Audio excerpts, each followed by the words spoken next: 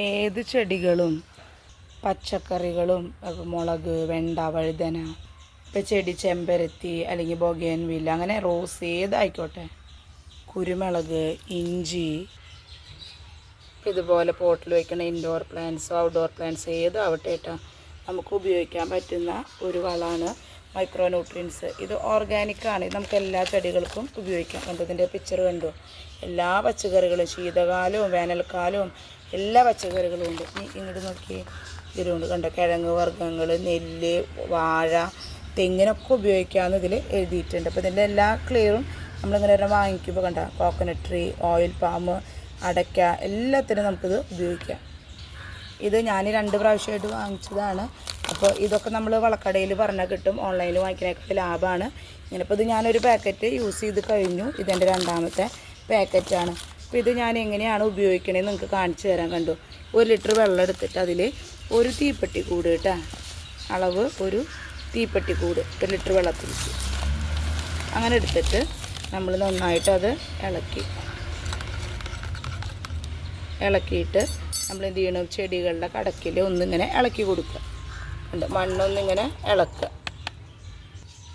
ഇളക്കിയിട്ട് നോക്കിയേ, വളരെ കുറച്ചാണ് നമ്മളത് ഒഴിക്കാൻ പാടുള്ളൂ. ഇത്രയും മതി. എല്ലാ വിളകൾക്കും ഞാൻ ഒഴിക്കാമെന്ന് പറഞ്ഞില്ല, ഇത് കലാത്തിയാണ്. അപ്പോൾ നമുക്ക് അതിനും ഒഴിച്ചു കൊടുക്കാം.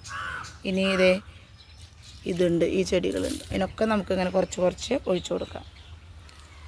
ഇതൊരു സപ്പോട്ടയാണ്, അപ്പോൾ അതിനും ഒഴിച്ചു കൊടുക്കാം. ഇത് ഒഴിച്ചു കൊടുക്കുന്നത് ശക്തിയിൽ ഇതുപോലെ ഇളകൾ വരാൻ വേണ്ടി മാത്രമാണ് കേട്ടോ. പൂവും കായൊന്നും ഇതിന് ഉണ്ടാവുന്നതിനേക്കാളും കൂടുതൽ ഈ ചെടി നല്ല ശക്തിയിൽ വളരാൻ. അപ്പോൾ നമ്മളിത് ചെയ്യേണ്ട ഒരു പ്രായം എന്ന് പറയുന്നത്, ചെടി നട്ട് പിടിപ്പിച്ച് കഴിഞ്ഞിട്ട് ഒരു 2 മാസം ചെടി നല്ല ഉഷാറായി വളർന്നു തുടങ്ങുമ്പോഴാണ്, വേര് പിടിച്ചതിന് ശേഷം മാത്രമാണ് നമുക്കിത് ഉപയോഗിക്കാനായിട്ട് പാടുള്ളൂ. അത് 2 മാസം 3 മാസമൊക്കെ കൂടുമ്പോൾ ഒന്ന് ഒഴിച്ചു കൊടുക്കാം ഇതുപോലെയുള്ള ചെടികൾക്ക്.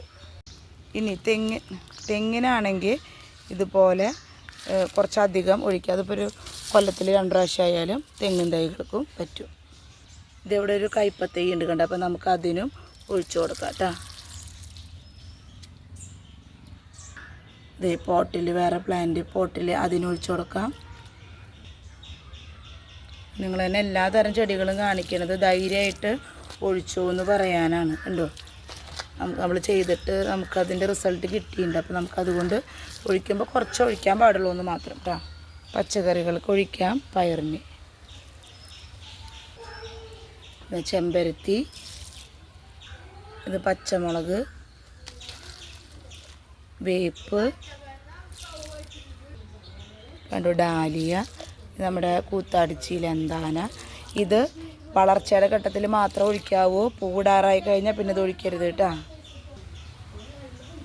ഇതൊരു പീസ് ലില്ലിയുടെ തൈയാണ്, അതിനൊഴിച്ചു കൊടുക്കുന്നത്. ബൊഗേൻവില്ലയ്ക്ക് നമ്മളിപ്പോൾ ഒഴിക്കണില്ല, കാരണം ഇത് ഫ്ലവറിങ് ടൈം ആയല്ലോ. അപ്പോൾ ഇത് സാധിക്കാവുന്ന ഇതിനൊരു 60-80 രൂപ അല്ലെങ്കിൽ 110 രൂപ വരെയുള്ള നമ്മൾ ഷോപ്പിൽ നിന്ന് വാങ്ങിക്കുമ്പോൾ. ഇത് ലീഫിലും നമുക്ക് സ്പ്രേ ചെയ്ത് കൊടുക്കാം, വെള്ളത്തിൽ കലക്കിയിട്ട് പെട്ടെന്ന് കിട്ടാനായിട്ട്. പക്ഷേ അതിനേക്കാളും എനിക്ക് റിസൾട്ട് കിട്ടിയിട്ടുള്ളത് നമ്മൾ വേരിലൂടെ വലിച്ചെടുക്കുമ്പോഴാണ്. ലീഫിലും സ്പ്രേ ചെയ്ത് കൊടുക്കും കേട്ടോ, മൈക്രോ ന്യൂട്രിയൻസ് വെള്ളത്തിൽ കലക്കിയിട്ട്. അപ്പോൾ രണ്ടും നിങ്ങൾക്ക് ചെയ്യാം, പക്ഷേ ടൈം പീരീഡ് കുറച്ച് ഗ്യാപ്പ് ഇടണം കേട്ടോ. എപ്പോഴും ചെയ്താൽ ചെടിക്ക് നമുക്കറിയാമല്ലോ, അമൃത് വിഷമെന്ന് പറയണ പോലെ അതിനാവശ്യത്തിനുള്ള സമയത്ത് മാത്രമേ നമ്മൾ കൊടുക്കാവൂ. അപ്പോൾ ബെറ്റർ റിസൾട്ട് കിട്ടും. ധൈര്യമായിട്ട് നിങ്ങൾ മൈക്രോ ന്യൂട്രിയൻസ് യൂസ് ചെയ്തോ. മറ്റ് ജൈവവളം കിട്ടാത്തവർ അല്ലെങ്കിൽ ചാണകമൊക്കെ കിട്ടാത്തവർ അതുണ്ടെങ്കിൽ അത് ചെയ്താലും മതി കേട്ടോ. അപ്പോൾ സബ്സ്ക്രൈബ് ചെയ്ത് കാണണേ. ഓക്കേ.